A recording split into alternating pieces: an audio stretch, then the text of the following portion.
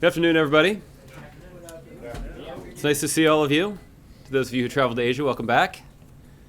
Before we get started with questions today, I do have a couple of remarks I'd like to make at the top about the President's travel to Elkhart, Indiana tomorrow.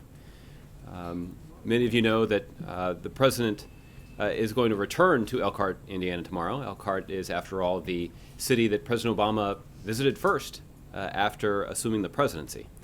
And during his visit to Elkhart, Indiana, back in 2009, President Obama promised that if we work together, we could pull that community and this country out of the depths of recession and put ourselves on a better, stronger course. More than 7 years after that visit, and despite near unanimous obstruction from Republicans in Congress, that's exactly what we've done. And I've got a couple of charts here that I think will illustrate that progress. We've cut the unemployment rate in half from a peak of nationwide. We've cut the unemployment rate in half from a peak of 10% during the recession to just 5% today. In Elkhart, as you can see behind me, the unemployment rate quadrupled during the crisis, peaking at 19.6%. Today, that rate is down to right around 4%. At the peak of the housing crisis in 2010, 9.5% of mortgages in Elkhart were late or in the process of foreclosure. Today, that percentage is down to 3.7%, lower than pre-crisis levels, and we've seen similar trends all across the country. You mean Indiana, not Elkhart? I believe that this is a statistic that applies to Elkhart, but we can double check that for you. As it relates to the manufacturing sector, this obviously is something that is critically important to the local economy in Elkhart. Manufacturing employment has rebounded, and domestic auto production has doubled since the crisis. Elkhart's iconic RV industry is leading that trend and is set to break an all-time production record this year. In the United States and Elkhart, high school graduation rates have risen to their highest level on record. In Elkhart, the graduation rate has reached nearly 90%, up from just 75% in 2008. What ties all this together, of course, is the President's work to enact the Recovery Act. And the Recovery Act laid the foundation for many of the trends that we just walked through. With $170 million in critical investments in infrastructure and education in Elkhart alone, alongside additional support for the hardest hit families through expanded unemployment insurance and Medicaid, as well as tax cuts for middle class and for working families. All of this contributed to the kind of economic recovery that the private sector has led all across the country, and is a testament to the hard work and tenacity and ambition of business owners and employees and middle-class workers in the Elkhart community. Elkhart is, in fact, a symbol of America's recovery, and that's why, as the American people begin to think more about the very real choice that they have in November, the President chose to return to Elkhart to make a forceful case for the policies that have helped communities like Elkhart recover, and to talk about how we can build on that success in the months and years ahead. So it should make for a pretty interesting event tomorrow, and hopefully many of you will be able to travel with us as we make the visit. So with that, Kathleen, we can go to your questions. Okay. I'll just stick with Elkhart if we could. It seems like this looks like something like a victory lap, but I would guess that the President's approval rating in Elkhart probably don't match some of these impressive stats. So I'm wondering if you have any explanation for why you feel the President isn't getting credit for this kind of economic improvement there. Yeah, look, I think inherent in our political process are politicians who seek to claim credit for themselves so they can win re-election. President Obama's not running for re-election. And the truth is, he implemented these policies in early 2009 because he thought they would help the economy, not because he thought they would have a positive impact on his approval rating. In fact, many of the policies that President Obama implemented were almost unanimously opposed by Republicans. Some of the policies were even opposed by some Democrats. For example, the rescue of the American auto industry is something that has had a profound impact on communities like Elkhart throughout the industrial Midwest. Outside economists have estimated that 1 million jobs were saved because the American auto industry was rescued. It was on the brink of total collapse But because of the policy decisions that were implemented by the Obama administration, we now see that the American auto industry is even stronger than before. I think that's a testament to the fact that the president was not committed to making decisions based on what impact they would have on his approval rating, but rather what impact they would have on the economy. And I think the results speak for themselves. I guess to try to answer your question more directly, I think the president does believe, while he is not particularly concerned in accepting credit for himself, he does believe it's important for the American people to understand what sort of policies have made our recovery possible. The president, time and time again, has made clear that it's the private sector who led our recovery, that the determination and commitment of the American people and business owners and workers all across the country to scratch and claw out of the worst economic downturn since the Great Depression. It's the American people who deserve credit for our recovery, but that recovery would not have been possible without the federal government making smart decisions to invest in the middle class, to invest in those aspects of our economy that are critical to our longer-term success. That includes the manufacturing sector, that includes research and development, that includes clean energy. It also includes an investment in middle-class families, and that's why the Recovery Act included more than a dozen tax cuts for small businesses. It included a significant tax cut for middle-class families and those families that are working hard to get into the middle class. And it's important for the American people to understand exactly what policies created this opportunity, because that's the way to evaluate whether or not the government responded appropriately to the previous economic downturn. And we know that there are going to be challenges that future governments have to confront. And it's important for people to understand exactly what led us out of the worst economic downturn since the Great Depression, so that when future governments have to make a decision, that they can draw on relevant evidence about what worked last time. So just to be clear, why exactly does the White House think he doesn't get credit? Well, I think there are a variety of explanations for that, and I suspect many of you will write about them in the next 24 hours. I think certainly some of it goes back to what I said before about the remarkable and almost unanimous Republican obstruction to many of the solutions that President Obama has proposed. Again, there's a tendency on the part of some outside commentators to essentially want to look for a way to spike the football. Because I think the results are pretty resounding in terms of the wisdom of the approach that President Obama pursued. But President Obama also understands that there's a lot of important work that still remains to be done. There's still more work that we can do to invest in our infrastructure to ensure the long-term success of our country. There's still more work that we can do to put upward pressure on wages. There's still more work that we can do to reduce inequality. And we've made important progress on each of those measures, but the president's not content with the progress that we've made thus far. He understands that his successor will have some important decisions to make about whether or not we are going to build on this progress. Are we going to build on this momentum, or are we going to tear it down? And there is a pretty clear choice to be made if you take a look at the policies that are being advocated by the two parties. And just one more on that, does the president think there's any chance that a Democratic nominee could win Indiana?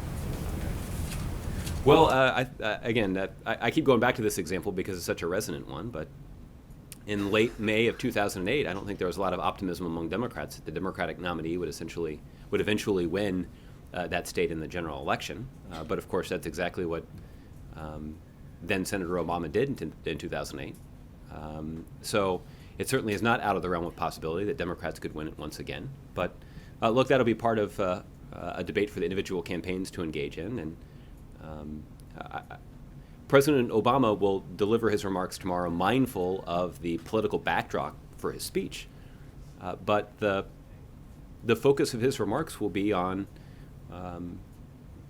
the results of the policies that he implemented early in his presidency. Okay, and I just wanted to turn to the Inspector General's report on Secretary Clinton's email. Mm-hmm. I don't know if you've had a chance to offer some reaction. It was clear that she did not, even though she said that the email situation was approved, that she didn't seek approval, that she never demonstrated that her BlackBerry met minimum requirements, security information requirements. Does the president still stand by the statement that he's certain that Clinton did not endanger national security? The president does. The president certainly stands by what he said in the past on this.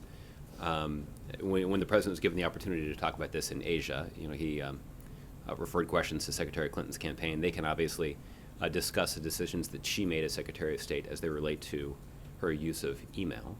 I think the focus of the White House has been on the institutional questions that have been raised about the way in which the State Department manages its records and manages its email system. And based on the report of the Inspector General, this is a report that was solicited specifically by the current Secretary of State, John Kerry. But according to this report, there were 8 specific recommendations that the Inspector General put forward to the Department of State about steps they could take to ensure that proper record maintenance was being implemented. And based on the IG's examination of the situation, all 8 of those recommendations have now been resolved in terms of the State Department following through and actually implementing those recommendations that the Inspector General had put forward. So it's clear that the Department of State is fulfilling their institutional responsibilities. That certainly is consistent with the President's commitment to transparency and competence. But for your more specific question about Secretary Clinton's use of email, I'd refer you to her able spokesman. And does the White House think that she should have participated or cooperated in that IG investigation? Well, again, I'd refer you to Secretary Clinton's team for how she handled those questions. I think what is clear from the IG is that they took a broad look at what the Department of State needs to do to make sure that they are in compliance with sort of the relevant rules, but also to make sure that they're handling these records in a way that's appropriate and consistent with the commitment that the President has placed on government transparency. And again, the Inspector General had 8 recommendations, all of which have now been implemented by the Department of State. Okay. All right, Tim. Turning to North Korea, another missile test. It's kind of unusual to do another test of a missile after there were 3 failures in April. I think there are a number of things that are unusual about North Korea, Tim, but this would certainly be one of them. Does the White House have any thinking on why these rollouts keep continuing, even though they tend to be duds? Well, let me start by saying that the United States and the rest of the international community calls on North Korea to refrain from actions, including this failed missile test, that further raise tensions in the region and focus instead on taking concrete steps toward fulfilling its international commitments. The United States strongly condemns North Korea's missile test in violation of United Nations Security Council resolutions, which explicitly prohibit North Korea's use of ballistic missile technology. These actions and North Korea's continued pursuit of ballistic missile and nuclear weapons capabilities pose a significant threat to the United States, our allies, and to the stability of the Asia-Pacific region. I can tell you that U.S. Strategic Command systems detected what we assess was a failed North Korean intermediate-range ballistic missile launch yesterday afternoon from North Korea. NORAD conducted their own assessment and determined that the missile launch from North Korea did not pose a threat to North America. The President had the opportunity to discuss in Asia steps that the United States has taken in coordination with our allies and our partners in that region of the world to confront North Korea and their ballistic missile program that is in violation of UN Security Council resolutions.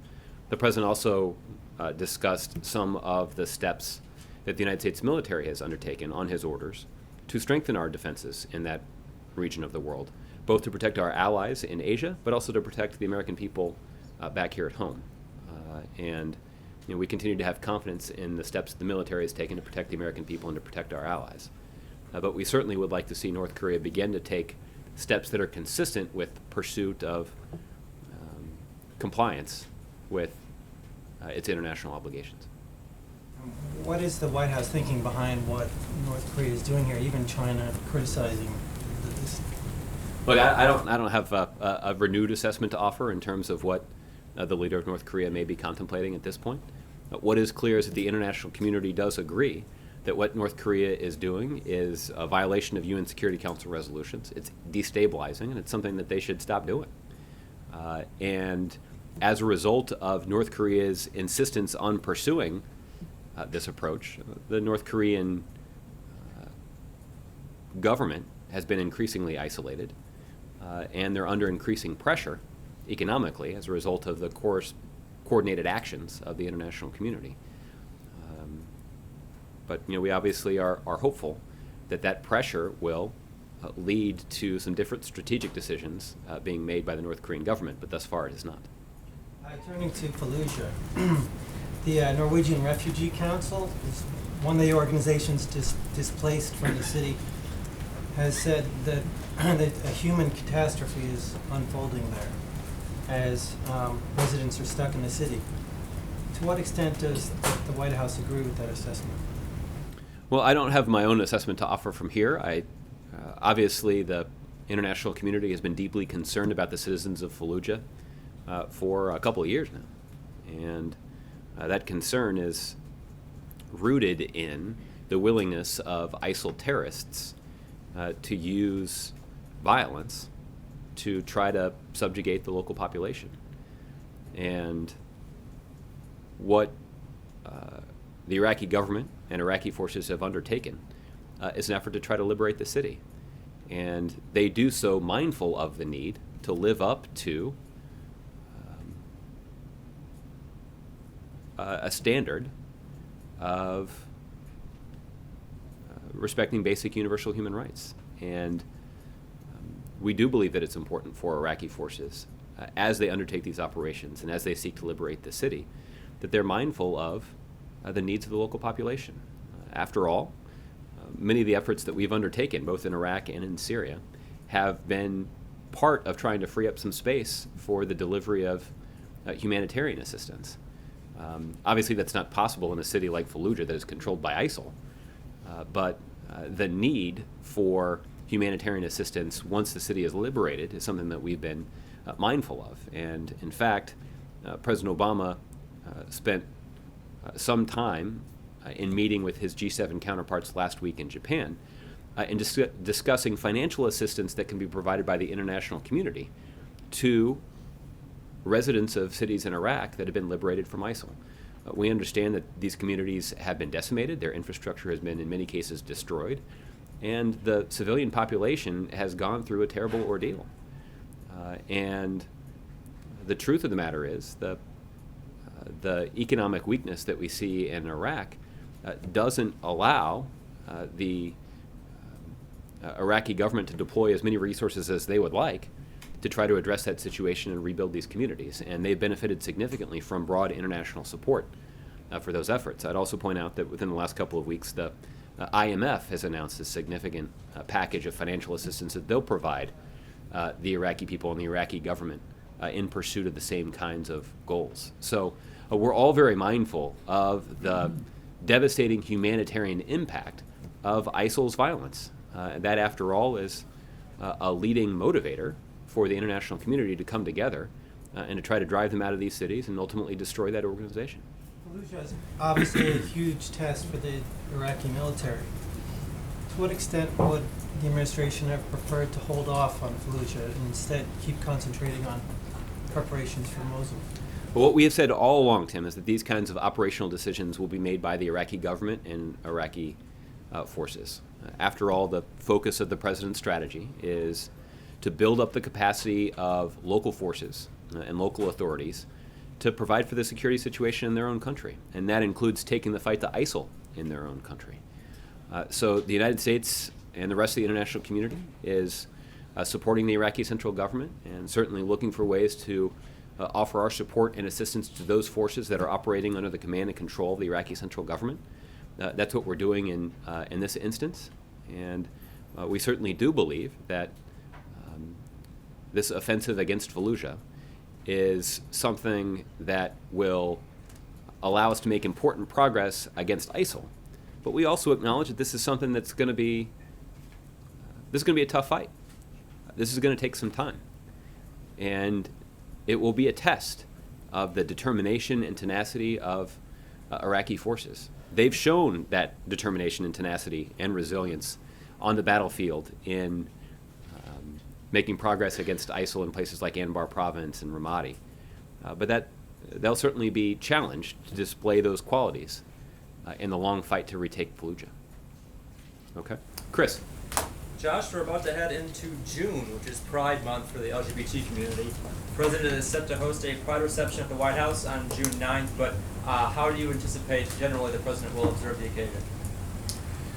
Well, Chris, I don't have anything to announce yet about the President's June schedule, but as you point out, the President has in the past hosted receptions like the one that you described that's set for next week. I think the President obviously is quite proud of the important progress that our country has made over the last 7 years when it comes to greater equality for LGBT Americans. And the President is certainly interested in looking for ways to continue to build on that progress. The administration is conducting listening sessions on designating a national monument in honor of the 1969 Stonewall riots. There's been some media speculation that was going to have to be announced in time for June of this year. When will the President pull the trigger on that? I don't have any updates on any potential presidential designations, but we'll obviously keep you posted on any developments that might be of interest to you. I suspect that might be one of them. And a number of cities are hosting Pride celebrations and parades, including D.C., which is hosting its parade on June 11th. Would you rule out the possibility that President Obama this month would participate in an LGBT Pride parade? I'm not aware that that's on the President's schedule. All right. Justin. I wanted to go back to Indiana first. I know that you outlined some of the positive signs, but I think for a lot of people, Indiana has been kind of symbolic of some of the downsides of the Obama economy. A majority of both Democrats and Republicans in the state, when they went to the polls last month, said that the economy was their top concern. Donald Trump obviously got a lot of traction by pointing out that Carrier was laying off hundreds of people in the state to send those jobs to Mexico as part of free trade policies that the president has championed. And so I'm wondering how you respond to that and whether the way that the president's kind of economic policies have played out have created a vulnerability that the next Democratic nominee is going to have to grapple with, since you kind of opened up the fact that this isn't a campaign backdrop. Well, let me answer that question a couple of ways. I mean, the first is I think that when you take a look at the basic economic measurements in terms of evaluating the impact of the president's policies on Indiana, there's no denying how the people of Indiana have benefited from decisions that President Obama made. And that's true whether you look at the housing market or look at the manufacturing sector or you look at the broader unemployment rate. But I think the other way that I would answer your question is to acknowledge that the economic forces of globalization are powerful. And they are having an impact on communities all across the country. And the question really for the American people and for voters who go to the polls in November is, what do you think is the most effective strategy for dealing with it? And the president has pursued an approach that prioritizes growing our economy from the middle out. And the president believes that if we are focused on what's in the best interest of middle-class families all across the country, we're likely to see the kinds of economic results that are positive. So let's talk about the question of trade, for instance. And I know that this has been the subject of some debate, not just in campaigns, but in politics now for a number of years. I'm reluctant to get into any decisions made by any individual company, but I think what is true about the decision that was made by Carrier is it's not that different than the decision that we've seen made by other manufacturing entities in the United States. And again, that is a those are decisions, some of which actually even predate President Obama's election to the presidency. The point is this: these are longer running trends. And President Obama has put forward a very specific strategy for dealing with it. So in some ways, I think the impact on Indiana is a useful illustration. The carrier plant that you referred to is, according to the announcement made by that company, is actually going to be relocated to Mexico. Mexico is a member of the Trans-Pacific Partnership. That is a trade agreement that has not yet been ratified through the United States Congress. And there are Democrats and Republicans who have both said that the movement of this plant is evidence of how damaging free trade is to the U.S. economy. Well, so the question is, are you just going to bemoan that fact? And bemoan the fact that there are manufacturing jobs that are leaving Indiana as a result of this decision by a carrier? Or are you going to actually do something about it? And President Obama has pursued a strategy for actually doing something about it by completing a Trans-Pacific Partnership Agreement that includes Canada and Mexico, that effectively does renegotiate NAFTA, that will put in place higher and enforceable labor and environmental standards. The president talked quite a bit when he was in Asia about how the agreement also includes higher and enforceable intellectual property standards. These are the kinds of and the effect of those standards being included in the agreement is that it starts to level the playing field. Right now, there is a competitive and unfair advantage that places like Mexico have when it comes to labor conditions in that country. But the Trans-Pacific Partnership, by signing on to it, Mexico is going to be in a position where they have to start meeting higher standards. And that's starting to level the playing field for American businesses and American workers. That doesn't mean it's going to prevent every job from moving overseas, but it does mean that we'll actually be putting some pressure on Mexico and other countries that signed on to the TPP to level that playing field, to give American businesses and American workers here in the United States a better opportunity to compete, not just as it relates to where to locate their operations, but also in terms of doing business. The United States will now also have better access to customers in Mexico and Canada and other places throughout the Asia Pacific. That's a good thing for the U.S. economy, too. Overall, the Trans-Pacific Partnership would actually cut 18,000 taxes that other countries place on American goods. That's the president's strategy for confronting these powerful forces of economic globalization. And that I think is a strategy that is certainly more specific and one that shows more promise than anything that's being articulated by critics of the Trans-Pacific Partnership. Senator McCain has proposed an amendment to the Defense Authorization Bill that would boost OCO funding by $19 billion. So this is different from the House version because rather than backfilling it, it would just be an increase, but would not have to deal with the sequester caps.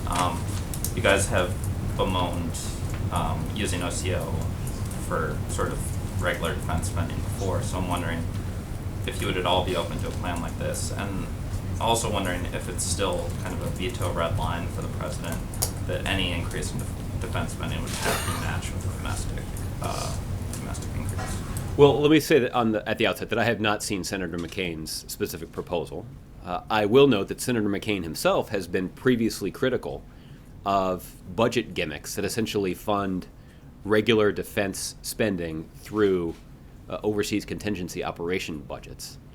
So presumably his own proposal is consistent with his own previously expressed views on this. I just haven't seen his specific proposal, so we'll take a look at it. It certainly is the president's expectation that the budget agreement that was signed last year and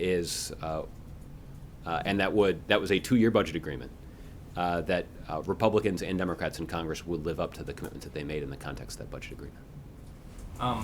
Eric Holder said in a podcast over the weekend that Edward Snowden had performed a public service by leaking documents about classified NSA programs while criticizing his methods. I'm wondering if the president agrees with that assessment. Well, the president's had the opportunity to speak on this a number of times, and I think a careful review of his public comments would indicate that he does not. everybody here at the White House who had the opportunity to work with Attorney General Holder certainly respects his work, certainly respects his knowledge and view of the law. And I would point out that even Mr. Holder pointed out in that interview, quote, he's broken the law in my view. He needs to get lawyers, come on back and decide, see what he wants to do, go to trial, try to cut a deal. I think there has to be a consequence for what he has done. It is what Mr. Holder is articulating there is the view of the administration, which is specifically that Mr. Snowden has been charged with serious crimes. He should return to the United States. He should be afforded due process. And that's essentially how the situation should be handled, but Mr. Snowden has not done so. Last one, Mitch McConnell in an interview today said that he expects an agreement on Zika funding soon. I'm wondering if the White House shares his optimism that an agreement will be coming soon, and if the package that's shaping up on the Hill is something that you guys are okay with, because it will likely be less than the $1.9 billion that you've requested. Yeah. Well, that $1.9 billion request was actually one that was put forward by our public health professionals. And so that is certainly what we believe that Congress should act on. I'm not privy to the kinds of conversations that Leader McConnell may have been referring to, but congressional action is long overdue. And we have lost an opportunity over the last 3 or 4 months here to get ahead of potentially significant problem. And every day that goes by, even while Congress is on recess, is another day that's lost to preparing to protect the country from the Zika virus. So we certainly would hope that Congress would act quickly to move forward on the funding requests that the administration has put forward to ensure we're doing everything that we possibly can do to protect the American people from the Zika virus. And this is a budget request that was put together and is strongly supported by our public health professionals. This is a budget request that Democratic and Republican governors across the country have advocated in favor of. So we need to see some congressional action here. So hopefully Leader McConnell is right. Okay, Nadia. Just a couple of questions. I want to go back to Fallujah. What's your assessment of the Iranian role there? I'm sure you've seen report that Qasem Soleimani was playing part in liberating the city. Do you think that this play into ISIS' hands, that this war is sectarian, especially that the Iranians are playing a big part? Well, Nadia, what the United States has long said is that to allow the situation in Iraq to devolve into a sectarian conflict would only play into the hands of ISIL. And this is not just a view that's been articulated by the United States and a concern that's been articulated by the United States. It's actually a concern that's been articulated by the other members of our counter-ISIL coalition and by Iraq's neighbors, including Iran. Look, I'll let the Iranians speak for themselves, but I think it's pretty obvious that it is not in Iran's interest to have this sectarian bloodbath right on their border. They understand that that would only empower ISIL, and the reason that they're involved, or at least interested in the outcome in Fallujah in the first place, is because they don't want to see ISIL strengthen. So they clearly understand, the Iranians clearly understand the stakes here, but the United States has been clear about what our approach will be. Our approach will be to offer support and assistance to those forces that are operating under the command and control of the Iraqi central government. Our insistence will be that those Iraqi forces operate consistent with basic humanitarian obligations, and that they do so respectful of the population that they're seeking to liberate. And we have made that case not just because of our commitment to those values and a high standard that we have set when it comes to these kinds of moral questions, but also because of the basic understanding of what ISIL is seeking to do. ISIL is seeking to sow sectarian conflict that will create the kind of chaos that allows them to grow and thrive. So, we're certainly mindful of that risk, but I think other countries with an interest in defeating ISIL also recognize that risk. So would you say that Ruling out any coordination, whether direct or indirect, with the Iranian forces, since both the US and Iran are assisting the Iraqi security forces? And do you have any leverage whatsoever on the Iranians or the Iraqi government to say, to illustrate what you just mentioned, that this is not helpful in the long run? Well, I have said here on many occasions that the United States does not plan or does not coordinate militarily with Iran, and I'm not aware of any plan to start doing that. What's also true is the Iraqis themselves, the Iraqi government, understands that sectarian division and further sectarian conflict in their country is counterproductive. After all, that's the reason the international community came together to support Prime Minister Abadi, because he promised to change from the kind of sectarian governing agenda that was pursued by his predecessor to pursue a governing agenda that's much more inclusive. And he's faced some obstacles to implementing that agenda, but he's been aggressive in pursuing it. And that's why the United States has been strongly supportive of Prime Minister Abadi and his efforts. That's why the international community has stepped up in providing a financial assistance, both through the IMF but also through the G7. The international community is supportive of the Iraqi Prime Minister, who's indicated that he understands that further sectarian conflict will not be beneficial to his country and certainly will not be beneficial in the fight against ISIL. Syria, Syrian activists are reporting that the Russian airplanes have been hitting a hospital in northern Syria and Idlib province. 50 people were dead. Can you first of all confirm from the US side that actually it is the Russians who hit the hospital? And this is the second incident, I believe, in a short period of time.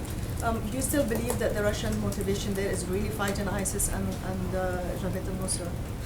Well, let me start by saying that I cannot confirm those reports. Obviously, I've seen them, and we are following up on those reports. But if it is confirmed, this strike would be the latest in a series of strikes against medical facilities in Syria.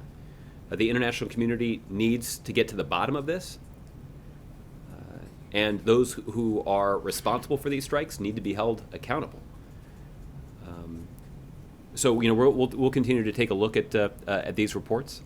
As it relates to Russia, we've continued to make clear that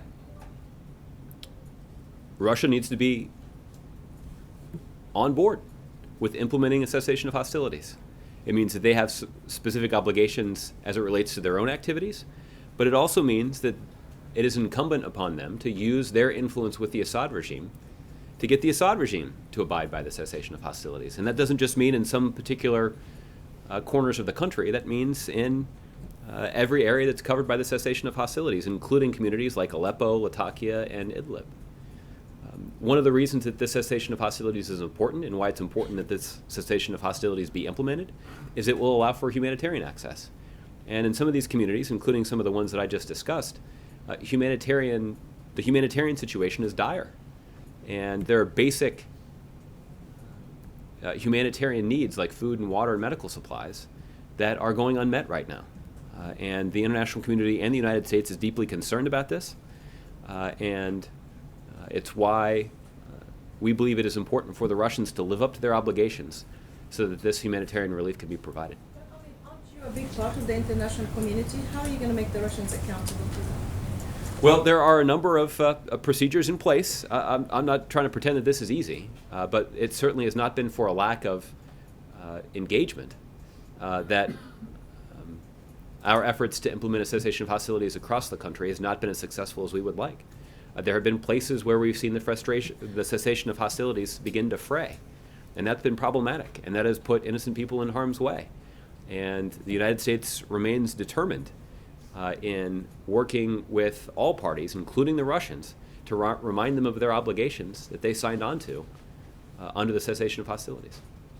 Okay? Olivier. Thanks, Josh. The president-elect of the Philippines said earlier today that corrupt journalists are legitimate targets of assassination. Wondering if I can get your reaction. Well, obviously, Olivier, the U.S. government and President Obama believe strongly in basic human rights, including freedom of the press. And that is a freedom that's enshrined in our Constitution. But we do not believe that is a uniquely American value. That's a universal human value. And President Obama has, as he's traveled around the world, has strongly made the case, both in private and in public, to world leaders about the need to protect basic press freedoms. And that's been true in places like Cuba and Saudi Arabia and Ethiopia, and even in Vietnam, where the president traveled just last week. So this is a priority for the president whenever he travels around the world. And he has not been shy about making a strong case about the importance of protecting professional journalists.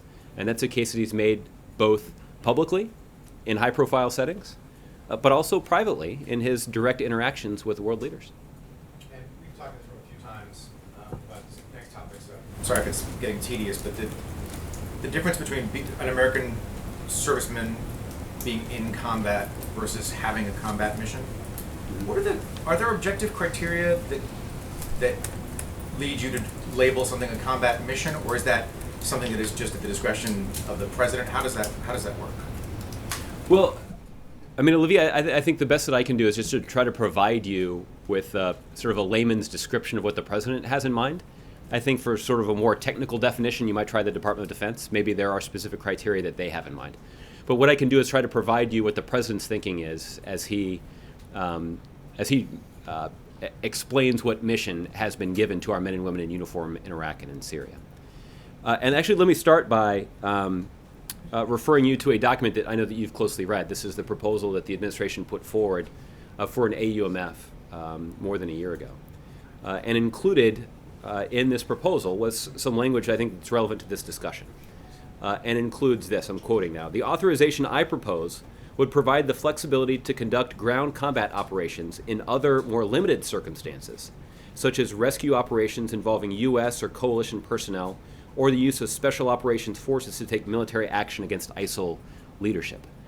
That is, in the AUMF, drawing a distinction between the mission that President Bush gave to our men and women in uniform at the beginning of the invasion of Iraq in 2003, and the mission that President Obama has given our men and women in uniform who are serving in Iraq right now. Our men and women who are serving in Iraq right now are doing so at great danger to themselves. Serving in Iraq, serving in Syria, is dangerous. And these are men and women who are putting themselves in harm's way on the orders of the Commander-in-Chief to benefit our national security. And we certainly owe them a debt of gratitude. We also should be candid about what mission they are given, and what their responsibilities are, and what risks they will assume, and what mission they have not been given. And that's what the president has tried to describe in a variety of settings. And obviously our military pilots, for example, who are carrying out airstrikes against ISIL targets in Iraq and in Syria, that's a dangerous situation. That's also a combat situation.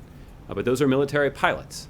On the ground, the goal of our forces on the ground has been to support local forces that are taking the fight to ISIL in their own country.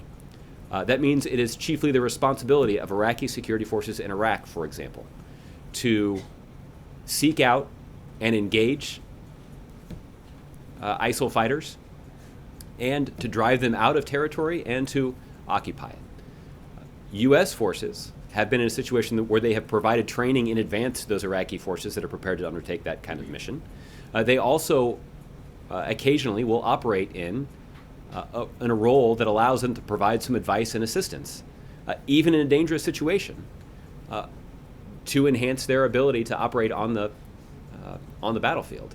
And that has put U.S. forces in a dangerous situation in some circumstances. That's why those forces, when they are deployed to Iraq, have been trained in combat and are armed for combat so that they can defend themselves accordingly. But the president believes that it's important to draw a clear distinction between the dangerous situation that our men and women in uniform face in Iraq and in Syria right now, and the mission that our men and women in uniform were given in Iraq in 2003 by President Bush. I understand that distinction. I think, though, for a lot of people, it's hard when you see American special operators rolling in Syria on tanks towards the front lines. That distinction gets really hard. And I saw in the Stars and Stripes interview that, including people who are not laymen like me, also feel a sense of concern about how you are defining it. So I will reach out to the Pentagon, but this is something I want to talk to you more about. Okay. Okay, look, I mean, as it relates to the technical definition, that's something that my colleagues at the Department of Defense can help you with. Okay? All right, Michelle. On the same subject, why not stay on that? Now that we are seeing 2 more U.S. soldiers badly injured, one in Iraq, one in Syria, so soon after we saw one soldier killed, I mean, you often say that it's a dangerous mission, but given what the mission is now and kind of how it's evolved, would you say that the mission is now getting more dangerous for U.S. soldiers that are over there? I don't think I would describe it that way. I think that it's been dangerous for U.S. forces in Iraq and in Syria for quite some time. And look, when the president made the decision in late summer of 2014 to deploy U.S. forces to Iraq, those were forces that were undertaking an operation to ensure the safety and security of U.S. personnel in Iraq, and that was dangerous work. The president, has also made the decision to allow U.S. forces to train Iraqi forces at some bases outside of Baghdad and Erbil. That work has been dangerous, and the president's been concerned about the safety and security of American personnel that are operating there from the beginning. So we've been mindful of the risk, and it's been risky from the beginning. But again, what we have gone to great lengths to help both the American people understand, but also our partners around the world understand. This is not, the United States cannot be in a situation where we are imposing a military solution on this problem. This is a fight that the Iraqi people must wage for themselves in Iraq, and this is a fight that the Syrian people must wage for themselves in Syria. And that is the only way that we will find the kind of long-term solution that is in the interest of just about everybody involved. But given the situation and how it has changed with ISIS losing ground, and you've said a number of times that ISIS will get more desperate as they start to lose territory and things like that. So as we're talking about offensives coming up and ISIS possibly continuing to lose territory, won't even an advise and assist mission become more dangerous over time? Well, again, I guess I would leave it to my colleagues at the Department of Defense to offer up that kind of operational assessment. I think the assessment from here is the work that has been done by our service members in Iraq and in Syria has been dangerous from the beginning, and it's why we owe them a debt of gratitude in terms of the personal sacrifices that they are prepared to make for our national security. But what is also true is that the mission that they are carrying out on the orders of President Obama is a mission designed to bolster the capacity of Iraqi forces to take the fight to ISIL in their own country. And that is different than the mission that more than 100,000 U.S. service members were given by President Bush to invade Iraq, to seek out the enemy, and to occupy territory.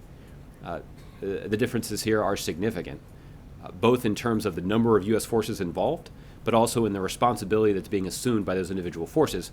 What's probably not different is that for both forces in 2003 and forces operating in Iraq in 2016, it's a dangerous situation. And those forces need to be prepared to defend themselves. And that's why the men and women that President Obama sends into Iraq now are individuals who are armed for combat. These are individuals who have been trained for combat.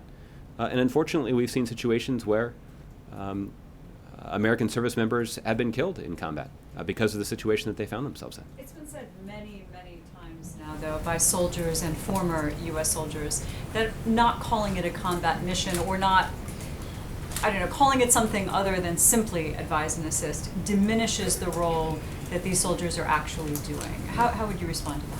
I would respond to that by saying on countless occasions we have made clear that the distinction that we are drawing is an effort to be as precise and as specific as possible with the American people, with the Iraqi people, and with our partners around the world about what exactly our military personnel are doing in Iraq and in Syria.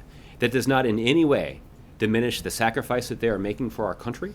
It certainly does not diminish in any way the heroism and courage and professionalism that they have to show on a daily basis, both to protect themselves, to protect their partners, but also and teammates, but also to accomplish the mission. So we are deeply indebted to our men and women in uniform who are making extraordinary sacrifices and taking extraordinary risks to protect our country. They're doing so on the orders of the Commander-in-Chief, and I can tell you that the Commander-in-Chief, as he described just yesterday at Arlington National Cemetery, is deeply respectful of that service and deeply indebted to the commitment that they have shown to their country. Okay, and just very quickly, on the Eric Holder statements on Edward Snowden, when he was talking about public service, he was referring only to it raising a debate about these programs. Does the White House not agree that that was one maybe good thing that came out of that, or that is, I don't know, not a service that was done by what he did? Well, Michelle, the concern that we have is that the information that was revealed by Edward Snowden put the United States and certain U.S. officials in grave danger. It endangered our national security. And that's not just a statement that I have made. That is actually an assessment that has been reached by leaders in our intelligence community. And the fact of the matter is, there is a path for whistleblowers to take if they have legitimate concerns about what they are seeing, particularly when it comes to handling classified, sensitive information. And Mr. Snowden has been charged with serious crimes because he did not do that. And it's our view that he should return to the United States, be offered due process, but that he should face those charges directly in person on American soil.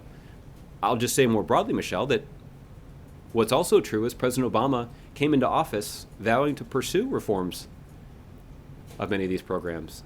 And much of the work to reform these programs was being discussed, and in some cases was even initiated before anybody had ever heard of Edward Snowden. Okay. Mark. Josh, as you know, the French are convening a conference later this week to try to revive the Israeli-Palestinian peace talks. There's reports that Secretary Kerry is planning to attend this. Nevertheless, the Israelis have been opposed to this conference from the start, arguing that that the way to find a solution to this is through bilateral talks between the two sides and not this kind of multi-party arrangement. Does the White House support what the French are doing, or does the White House have some understanding of the reservations the Israelis have? Mm-hmm. Well, it has been the U.S. principle for quite some time, not just under President Obama, but under previous presidents, that a resolution to the Israeli-Palestinian conflict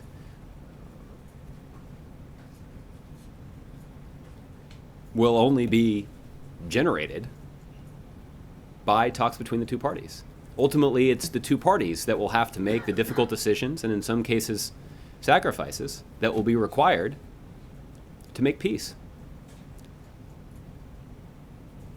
However, the rest of the international community, including the United States, has long played an important role in trying to bring both sides to the table. And the United States has used our influence in the international community to try to facilitate conversations and try to facilitate talks and try to help the two sides identify potential common ground. Secretary Kerry certainly invested a lot in that effort early in President Obama's second term. So there has long been a role for the international community to try to encourage both sides to pursue reconciliation and to try to bring an end to the conflict that hasn't just led to a lot of innocent lives in that particular region of the world, but has also fueled conflicts in the region for more than a generation now. But look, as it relates to Secretary Kerry's travel and what his expectations are for the meeting, I'd refer you to the State Department. You are saying you support the idea behind the meeting. Support the... You're endorsing the idea of holding this conference. Well, again, I don't think that I would do that. I would refer to the State Department to see what their specific view would be. I think what I'm merely observing is that the Israelis and Palestinians will resolve their differences when they sit down face to face and actually engage in constructive conversations about resolving their differences. And there is a role for the international community to play in terms of encouraging both sides to contribute constructively to that process. But nobody in the international community, including the United States, can make those difficult decisions for the parties. Ultimately, the parties themselves have to make those decisions. Okay? April. Josh, I have some questions on 3 different subjects. Going back to Chris and Pride in June, President Obama was basically called the rights president after he began this embrace of what he, the talk of equality for everyone. Being president, he worked through his issues that he had. As an outgoing president, as someone who's considered a rights president, primarily starting from the issue of gay rights, what's the legacy of this president when it comes to the LGBT community? Well, April, I'll just say as a general matter that the president is enormously proud of the progress that our country has made over the last 7 or 8 years of becoming a more accepting society for LGBT Americans. The president has long been a champion of equality and justice, and certainly we have seen that equality for LGBT Americans grow in the last 7 or 8 years. What the president's legacy is, though, is something that historians will have to determine. The president's still got another 7 or 8 months here in office, that he's very focused on the task that he has at hand. So for questions about legacy will be answered by historians many years from now, who will take a look at the progress that our country has made. They'll take a look at the leadership that President Obama displayed and draw their own conclusions about what the president's legacy says about the country. So do you believe that his evolution on this issue has opened minds and opened hearts to be more embracing of different people? Well, look, I think leaders in the LGBT community would say that President Obama's evolution on gay marriage and President Obama's commitment to fighting for greater equality for LGBT Americans has been important to that fight, has been important to that struggle. But again, when it comes to sort of evaluating the full sweep of his legacy, that's something that historians will be able to better assess many years from now. On Cleveland, we understand that the federal government has offered millions of dollars in prevention and also dealing with if there is a possible, if there's violence there. What is the Obama administration offering in way, or are you offering in way of help in any kind of way as relates to possible violence in Cleveland for the RNC convention? Well, look, the United States Secret Service has, at least for the last several conventions, played the lead role in ensuring the safety and security of everybody who attends those conventions. And there are significant federal resources that have been expended in that effort.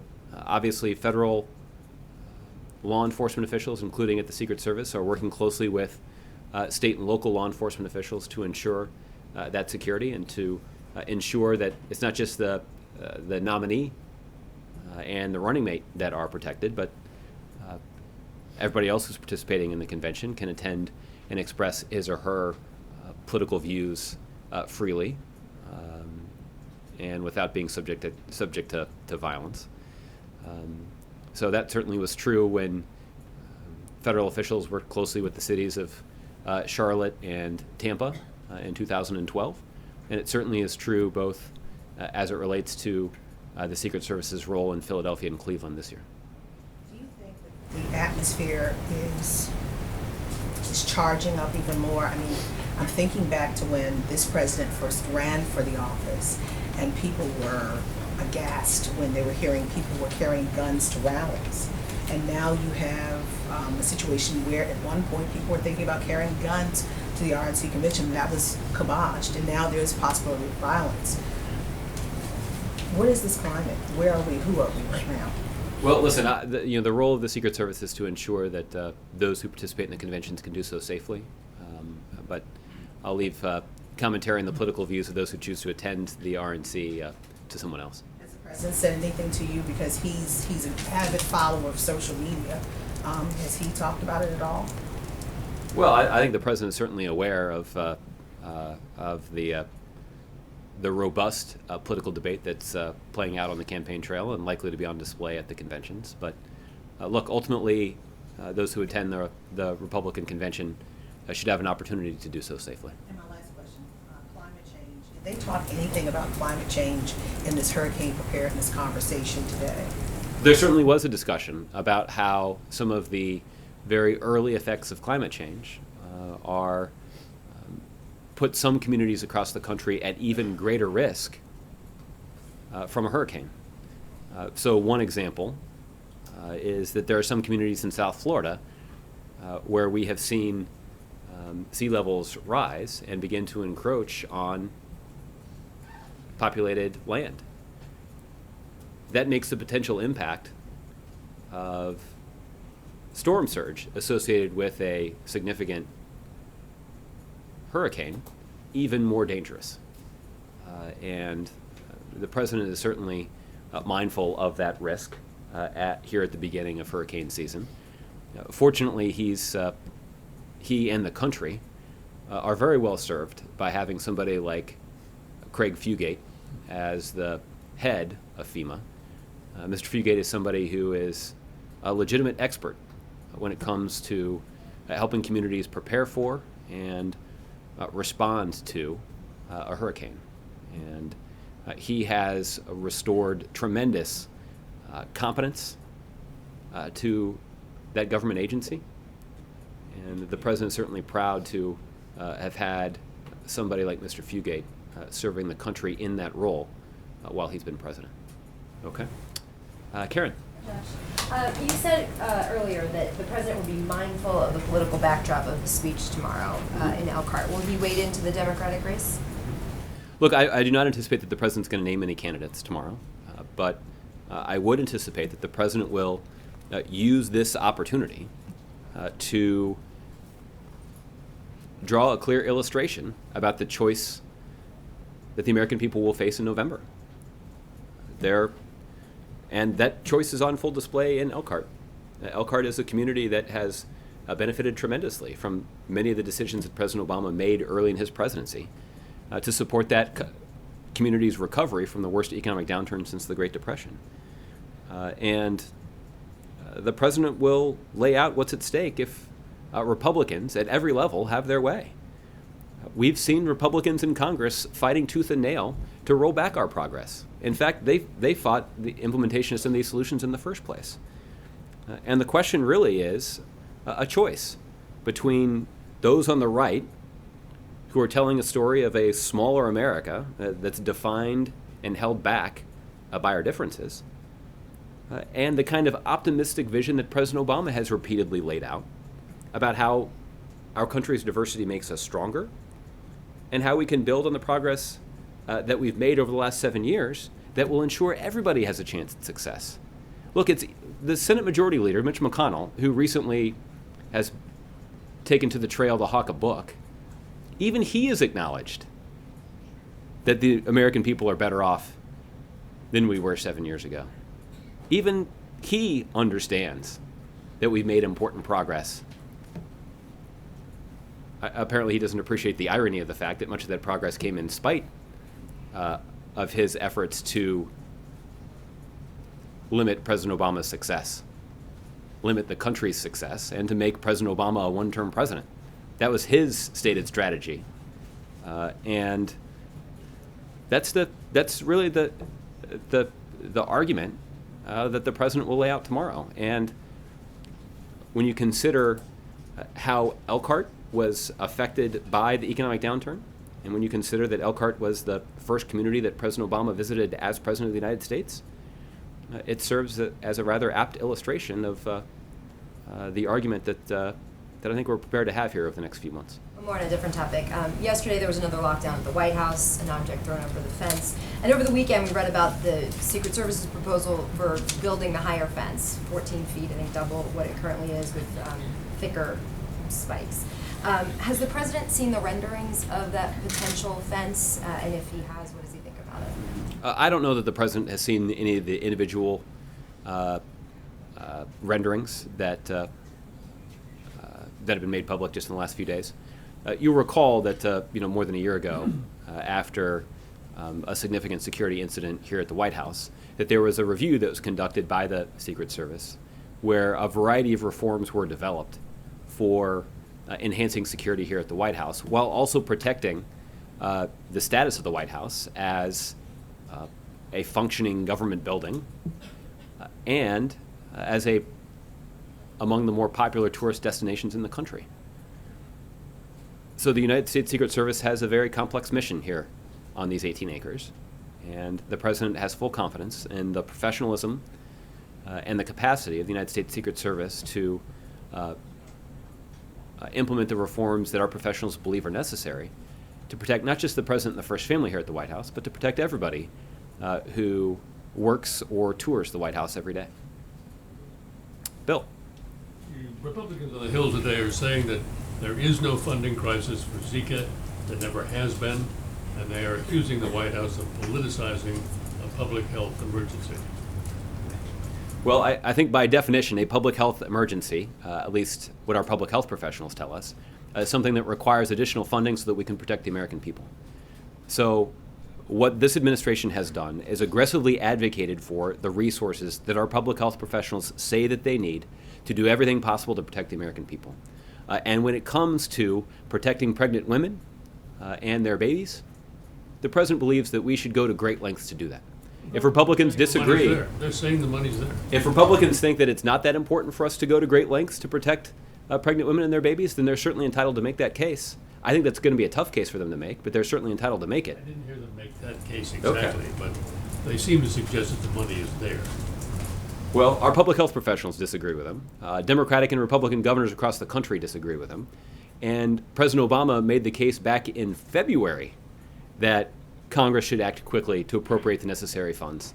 And Republicans now, for more than 3 months, have dragged their feet and, yes, enhanced the risk facing the American people from the Zika virus because our public health professionals have not gotten the benefit of having had the last 3 months to prepare for a mosquito population that could be carrying a dangerous virus. Now, what we've said from the beginning is that this virus is not dangerous to most people, but it does pose a particular danger to pregnant women and their babies. And that is something that we believe is worth protecting. And what our public health professionals say is that we need $1.9 billion in specifically allocated resources to do everything possible to fight that virus. That's what we've been seeking for more than 3 months now to implement. And governors across the country share our concern about this. I know that public health professionals across the country share our concern about this. Unfortunately, Republicans in Congress appear to not have gotten the message. Can you confirm that the Obamas have agreed to rent a home after they leave the White House that is in the Colorado neighborhood, Washington, D.C.? Well, I've obviously read those reports. I'm not in a position to confirm any details about the housing arrangements that President Obama and his family have made for February of 2017. You've heard the President say before that he and the First Lady intend to remain in Washington for at least a couple of years at the conclusion of his presidency. So they'll have to have somewhere to So stay. as not to disrupt the education of their youngest daughter. But I don't have any details on where exactly that will be at this point. In other words, if you did, you wouldn't tell us. That's probably true, but at this point I don't. All right, Kevin. On the fence situation, which seems to be ongoing, why not just move pedestrian traffic across Pennsylvania Avenue and still get a clear view? It would seem to make things safer. Is that something the Secret Service is considering? Well, you should check with the Secret Service about this. Obviously, there are professionals there that are assessing the situation, and what they're trying to balance, Kevin, is the pride that I think all citizens take in having the seat of democracy here in Washington, D.C., the White House, the home of the president, also be something that's accessible to the public. And there are, I think it's even hundreds of thousands of Americans who visit the White House every year as tourists. There are also hundreds of people who work here in the White House every day as either journalists or employees of the federal government. So we need to, our security professionals have a daunting task, both to protect a valuable piece of real estate and the occupants of that building, but they also need to ensure that people who are touring the place or people who work here have access to it. And striking that balance is not easy, but it certainly is something that we believe the professionals at the Secret Service have the capacity to do. Let me ask you, on Zika, should we expect another briefing from the public health officials that have been here previously? If you'd like one, I'm sure we can arrange it. But look, what is clear is that this is a serious situation, and our public health professionals are taking it seriously, and they're doing as much as they can with the limited resources that they have right now. But there is more that they believe that they can and should be doing to ensure that the American people are protected, particularly pregnant women and their babies that are most at risk, that are most threatened by this specific virus. And they're not able to do that right now for only one reason, and that's because Republicans in Congress have blocked the effort to provide them those necessary resources. So I'm trying to square, though, if there's a great risk here, potential great risk here, does the White House believe that Americans should not go to the Olympics in Brazil? Well, I think our public health professionals have spoken to this, so I'd defer to the advice of Dr. Frieden and others. I think that what they have said, at least in part, is that pregnant women shouldn't go. Pregnant women shouldn't travel to those areas that are experiencing a widespread outbreak of the Zika virus. And but for detailed advice, I would encourage people to consult a source that's more authoritative on medical issues than the White House press secretary. Okay, quick follow also on the IG situation involving former Secretary Clinton. Was it an oversight that the president didn't nominate a permanent IG during her time as Secretary of State, and was that a mistake? Well, I know that there were a number of people who were considered for that position. I don't have a lot of details about that personnel process. What I do know is that even while an active interim IG was serving at the State Department, there were dozens of reports and other findings that were published, even when there wasn't one inspector general leading the department. So I think that's an indication that the individuals in that office took quite seriously the responsibilities that they had to provide oversight and to conduct independent investigations to ensure that the people's business was being conducted appropriately at the State Department. But as it relates to that personnel decision, I just don't have much information about it. It wasn't a mistake, you don't think, to not nominate a permanent? Well, look, I think anybody would be hard-pressed to make the case that somehow the Office of the Inspector General wasn't functioning effectively, because I think if you take a look at the dozens of reports that were generated during Secretary Clinton's tenure at the State Department, it's clear that there was aggressive oversight in place. A couple more. Is there anything the U.S. can do or is doing to prevent China from further militarizing the contested waters in the South China Sea? Well, Kevin, the case that we have made is that the United States does not make any claims to the land features in that region of the world. The United States doesn't even back one specific country's claim. We simply believe that all of the countries that do have competing claims should resolve those disputes through diplomacy and based on international rules and international law and regular order. And what the United States is seeking to preserve is the ability of every country in the world and of legitimate commercial interests to traverse the South China Sea to ensure that that commerce is not disrupted. And certainly China has a significant stake in ensuring that that commerce can continue unimpeded.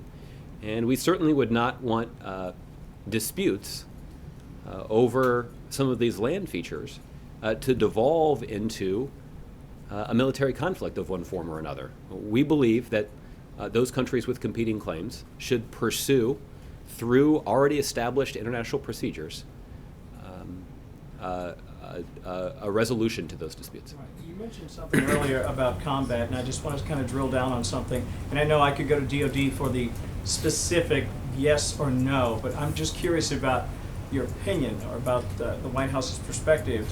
If a colonel is serving with his company, and he's in a very dangerous advise and assist environment, combat environment, but isn't actually out there on patrol, does that person deserve credit for having served in combat, even if they're not out there on patrol?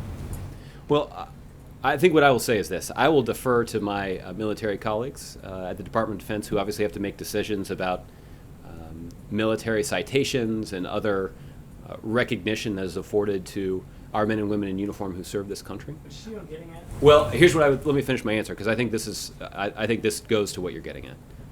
All Americans owe a deep debt of gratitude to our service members who are in that situation.